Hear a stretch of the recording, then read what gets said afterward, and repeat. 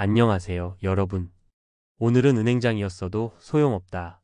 퇴직 후 비참한 몰락을 겪은 남자의 이야기라는 조금은 충격적인 제목을 가지고 이야기를 나눠볼까 합니다.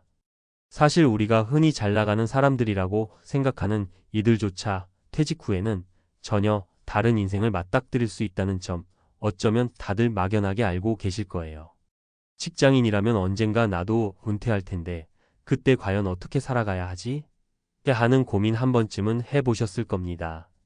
퇴직한다는 건 단순히 직장을 그만둔다는 뜻이 아니라 인생 2막이 본격적으로 시작된다는 의미이기도 하잖아요. 그런데 요즘 들어 직업도 좋고 경제적으로도 여유로웠던 사람들이 퇴직 후에 극단적인 몰락을 겪었다는 이야기들을 심심찮게 듣게 됩니다. 평생 몸담았던 회사에서 높은 자리까지 올랐는데 막상 은퇴하니 소득도 끊기고 사회적 지위도 한순간에 사라져 버린 것이죠. 그러다 보니 우울감에 빠지거나 대인관계를 소홀히 해서 가족과도 서먹해지고 심지어는 경제적으로도 어려움을 겪는 사례가 많아지고 있습니다. 오늘은 이 이야기를 조금 더 깊게 파고들어 보려고 해요. 특히 은행장 출신이면 살 날 걱정 따위는 전혀 없을 것 같은데 어떻게 망했지? 라는 궁금증이 생기실 거예요. 사실 그분뿐 아니라 우리 주변을 가만히 둘러보면 비슷한 경험을 하는 분들이 꽤 많습니다. 중요한 건 직책이 높거나 경제적으로 풍족해 보이는 사람이건 아니건 퇴직 후 삶이 준비되어 있지 않으면 누구나 흔들릴 수 있다는 사실이죠. 오늘 제가 말씀드릴 이야기는 어디까지나 특별한 한 사람의 비극을 넘어 우리 모두가 한 번쯤 생각해 봐야 할 퇴직 후 삶에 대한 경고입니다.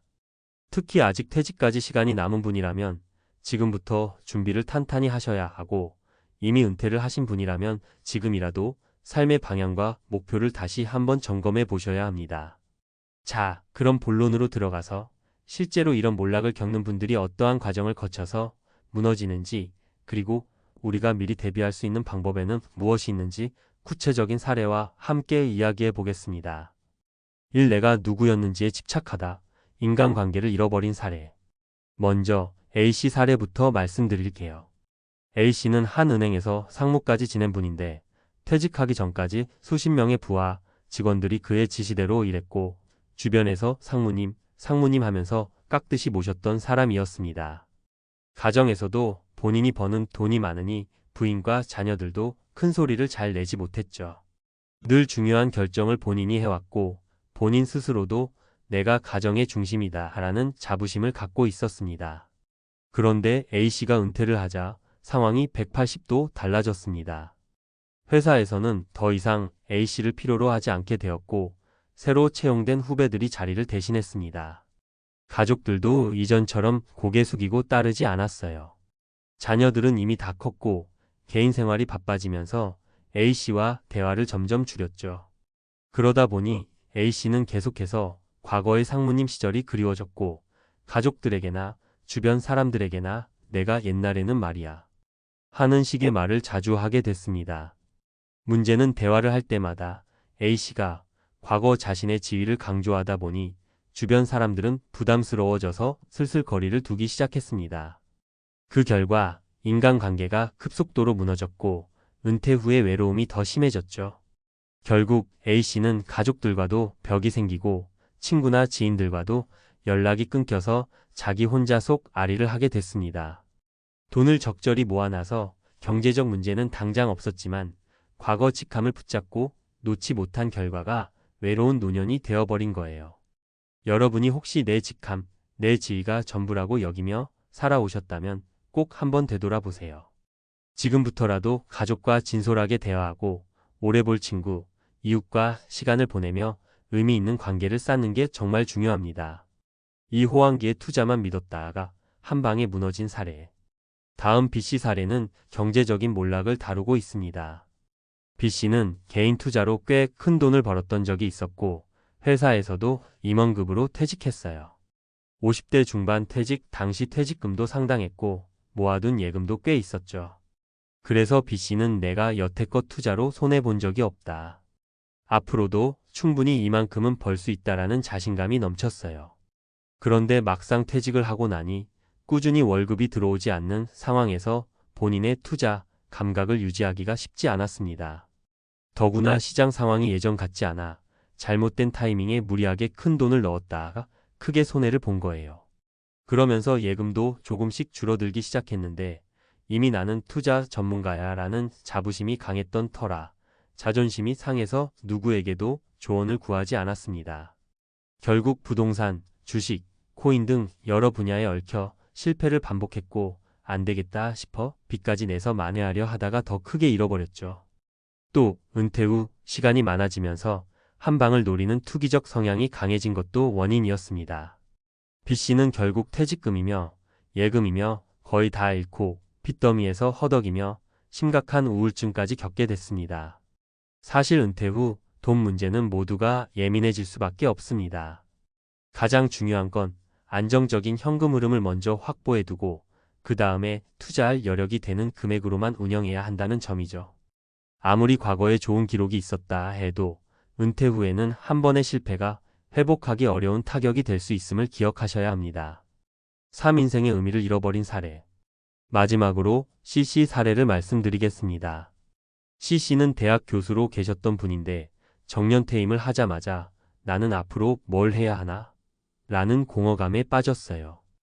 회사원보다는 조금 더 여유 있는 정년퇴임 절차를 밟았음에도 일상적으로 출근을 안 하게 되니 마음이 텅 빈 느낌이 들었다고 합니다. 가장 큰 문제는 CC가 젊었을 때부터 연구하고 강의하는 데에만 몰두했던 터라 취미나 여가 생활은 거의 없었다는 점입니다. 가족과 보내는 시간도 극도로 적었고요. 그러다 보니 퇴직 후 자유가 찾아왔음에도 불구하고 뭘 해야 할지 모르겠고 스스로가 아무 쓸모가 없어 보인다는 생각이 든 거죠. 마치 평생을 달려온 목적이 사라진 느낌이랄까요? 초반에는 책도 읽고 여행도 가고 이것저것 시도해봤지만 곧 흥미를 잃어버렸습니다. 함께할 사람도 마땅치 않고 스스로 뭔가를 배우려니 조금 늦었다는 생각에 망설여졌다고 해요. 그러다 보니 점점 집 안에만 틀어박혀서 우울감이 심해지고 주변 사람들과의 소통도 단절되면서 폐쇄적으로 변해버렸습니다. CC의 사례에서 얻을 수 있는 교훈은 은퇴 후에는 돈뿐 아니라 할 일과 취미 그리고 가치 있는 일이 꼭 필요하다는 점이에요.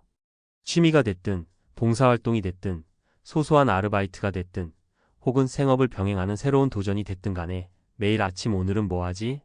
하고 설레는 마음으로 일어날 수 있는 이유가 있어야 합니다. 그래야 갑작스러운 무력감이나 나는 이제 쓸모없다라는 생각에 빠져들지 않습니다. 맺은 말 지금부터가 시작입니다. 오늘은 은행 장급, 임원급 혹은 안정적인 직업을 가진 사람들도 예외 없이 겪을 수 있는 퇴직 후 몰락에 대해 사례를 3가지 정도 소개해드렸습니다. 은퇴 후의 삶은 이제 좀 쉬고 내가 하고 싶은 걸 해야지라는 낭만적인 기대만 있는 게 아닙니다.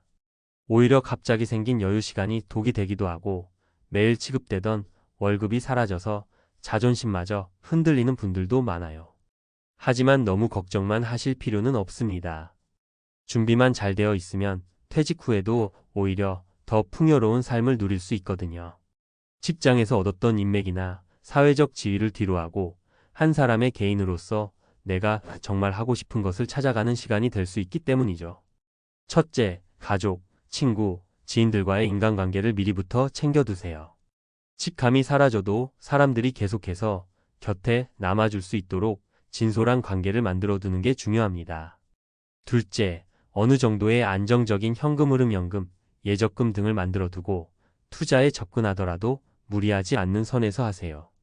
은퇴 이후에는 한 번의 실수가 걷잡을 수 없는 나락으로 이어질 수 있음을 명심하셔야 합니다. 셋째, 나는 뭘 하면서 살고 싶은가? 라는 질문을 스스로에게 자주 던져보세요. 취미, 봉사, 공부, 새로운 사업, 소소한 아르바이트 등 무엇이든 좋습니다. 매일 눈을 떴을 때 오늘은 뭘 하면 좋을까? 하는 기분 좋은 고민을 할 수 있는 환경을 만들면 은퇴 후에도 삶의 활력을 이어갈 수 있습니다. 오늘 이야기가 여러분께 조금이나마 나도 준비를 미리 해야겠구나 하는 자극이 되었으면 좋겠습니다. 높은 직책에서 물러났든 오랫동안 다니던 회사를 은퇴했든 우리는 모두 어차피 언젠간 일선에서 물러나게 되어 있습니다. 그 과정이 두렵고 막막하게 느껴지신다면 지금부터라도 천천히 준비하시면서 나만의 인생 2막을 어떻게 꾸려갈지 고민해 보시기 바랍니다. 오늘 영상 봐주셔서 정말 감사합니다. 여러분의 구독, 좋아요, 댓글은 큰 힘이 됩니다. 혹시 궁금하신 점이나 공유하고 싶은 이야기가 있다면 자유롭게 남겨주세요. 그럼 저는 다음에 또 유익한 이야기로 찾아뵙겠습니다. 모두 건강하시고 멋진 하루 보내세요.